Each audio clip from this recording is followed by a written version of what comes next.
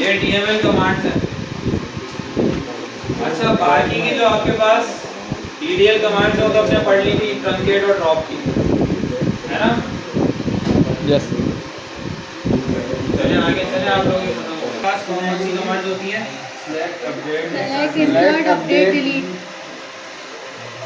Insert, select, update, delete. Delete, ठीक है। अच्छा अब यहाँ पे देखें जरा,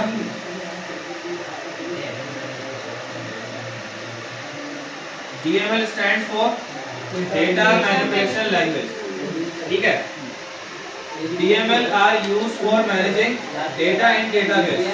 DML कमांड, बेटा स्लो बोलो आप लोग। DML कमांड्स क्या करती हैं? DML कमांड्स डेटाबेस के अंदर डेटा को मैनेज करने के लिए काम आती हैं, ठीक है। इसके अलावा DML स्टेटमेंट जो होती हैं वो क्या करती हैं? वो डेटा के साथ किस तरीके से काम करना है वो आपको ये बताती है, ठीक है। अब DML स्टेटमेंट में हमारे पास कौन कौन सी हैं? इंसर्ट, अपडेट, सेलेक्ट और डिलीट, ठीक है। ये आपके पास DML स्टेटमेंट्स हैं। अच्छा अब इंसर्ट की क्वेरी क्या करती है? अच्छा सबसे पहले तो लिखा हुआ है डेटा मैनिपुलेशन लैंग्वेज क्या करती है? Use to create, modify and retrieve data. मतलब कि इसका सिंपल मतलब क्या है? CRUD operation. कि CRUD ऑपरेशंस आपकी परफॉर्म करती है, क्रिएट करती है डेटा को। मतलब कि अगर फॉर एग्जांपल एक नया रिकॉर्ड इंसर्ट करना है तो वो वाला काम। इसके अलावा अगर एग्जिस्टिंग डेटा को आपने चेंज करना है, मॉडिफाई करना है, अपडेट करना है तो वो वाला काम। और अगर किसी डेटा को डिलीट करना है तो वो वाला काम। सही है। किसके थ्रू करते हैं? DML के। कमांड्स के, ठीक है। अब इंसर्ट क्या कर रहा है? इंसर्ट का एक अलग से लिखा हुआ है कि to insert data into a table. किसी भी डेटाबेस के टेबल के अंदर एक रिकॉर्ड को इंसर्ट करने के लिए कौन सी कमांड चलती है? इंसर्ट की। इंसर्ट की कमांड चलती है। सेलेक्ट क्या करता है? To query data in the database. मतलब डेटाबेस में से आपको डेटा को फेच करवाना है तो फिर हम कौन सी कमांड चलाएंगे? सेलेक्ट की। इसी तरह अपडेट लिखा हुआ है to update data in a table. मतलब किसी भी एग्जिस्टिंग डेटा को अगर आपने अपडेट करना है, मॉडिफाई करना है तो आप कौन सी कमांड चलाओगे? अपडेट की। इसी तरह डिलीट क्या करेगा? डिलीट आपका डेटाबेस में से डेटा को डिलीट कर देगा, ठीक है। आगे चलते हैं। अब अगर हम बात करें इंसर्ट की तो इंसर्ट अभी हम पढ़ते हुए आ रहे हैं। जैसे अभी हमने टेबल्स को क्रिएट किया था और उसके अंदर जो है हमने रिकॉर्ड को इंसर्ट किया था। वो किस तरह किया था? हमने सिंपल इंसर्ट इनटू की कमांड चलाई थी। उसके बाद आपके पास टेबल का नाम आता है, फिर वैल्यूज लिखा हुआ आता है, वैल्यूज का कीवर्ड और उसके बाद वैल्यूज का नाम। फॉर एग्जांपल अगर मैं किसी भी डेटा को डेटाबेस में टेबल में इंसर्ट करूंगा तो उसके लिए मैं क्या करूंगा? यहाँ पे आऊंगा और यहाँ पे कमांड चलाऊंगा कौन सी? Insert into. अब यहाँ पे क्या आएगा? यहाँ पे आएगा टेबल का नाम। तो यहाँ मैंने लिखा टेबल नेम, ये जनरलाइज्ड फॉर्म लिख रहा हूँ आपके सामने, ठीक है। ठीक है। उसके बाद यहाँ पे आप जब राउंड ब्रैकेट्स बनाओगे तो इसके अंदर आप क्या लिखोगे? कॉलम के नाम। कॉलम के नेम। जबरदस्त। कॉलम नेम, कॉलम 1 लिख दिया मैंने फॉर एग्जांपल, कॉलम 2 टूरिकैंड साउंड चलते चले जाएंगे। यहाँ पे कॉलम के नेम्स आ गए। उसके बाद आपने क्या लिखना? वैल्यूज। वैल्यूज लिखा आपने और उसके बाद आपने यहाँ पे क्या डालनी है? अब कॉलम की वैल्यूज डालनी है। वैल्यू 1 डालनी है, वैल्यू 2 डालनी है और सो ऑन चलते चले जाएंगे। जितनी वैल्यूज होंगी उतनी वैल्यूज आप डाल दोगे। ये जनरलाइज्ड फॉर्म लिखी है मैंने, ठीक है।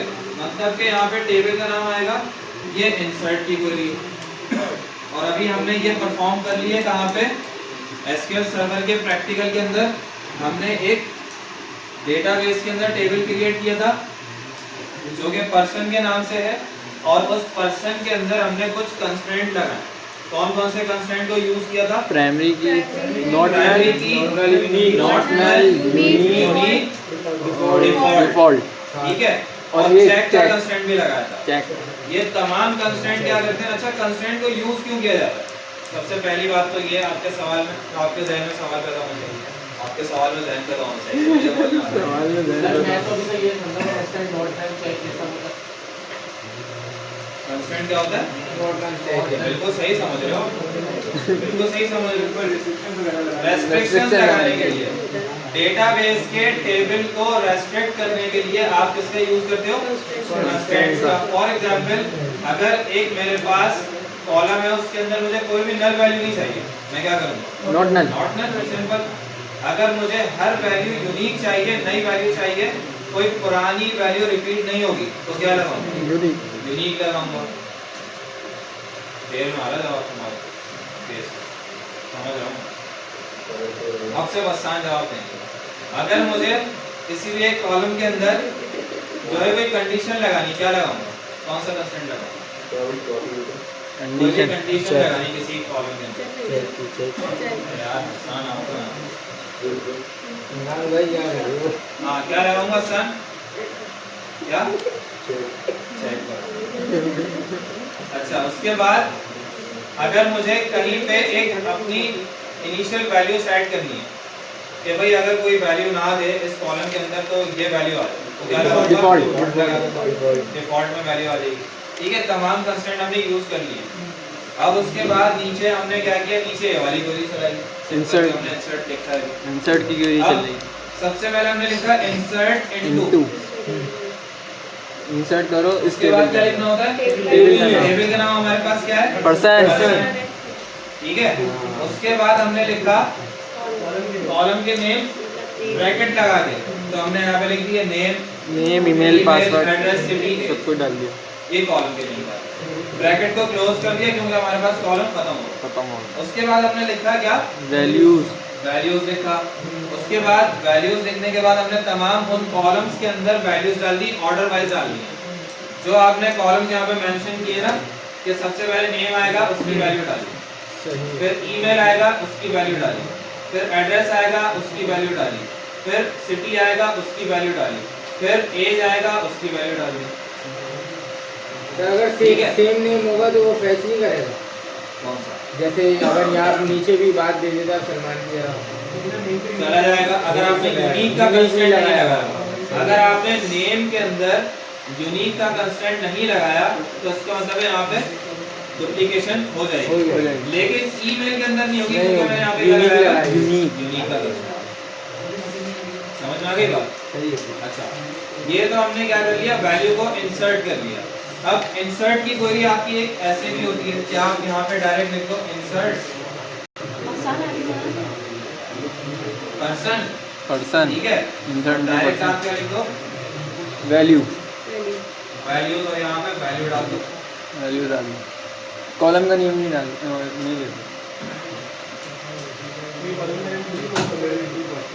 कॉलम के नेम खुद ब खुद गेट कर लेगा। रेस्ट्रिक्शन लेकिन अब लगाते आपने हैं ना। वैल्यूज सारी डालनी है, कम नहीं डालनी। Order wise. हाँ, ऑर्डर वाइज सारी डालनी है, कम नहीं डालोगे। आईडी के अलावा सर, आईडी तो नहीं डालनी सर, ना, default आईडी का अगर- आपने ऑटो इंक्रीमेंट रख दिया, आईडी का तो कोई सवाल ही पैदा नहीं। डिफॉल्ट तो है ना, कराची जैसे सिटी एक डिफॉल्ट है, उसको तो रख सकते हैं ना। डिफॉल्ट डाल दो, डिफॉल्ट भी डाल दो, भी डाल वो दो। ऑर्डर वाइज फिर वो इसको मिस्टेक करेगा, उसके समझ में नहीं आएगी। तो अब ये वाला काम करके जल्दी से इंसर्ट करो इस वैल्यू को। ओके। ये वाली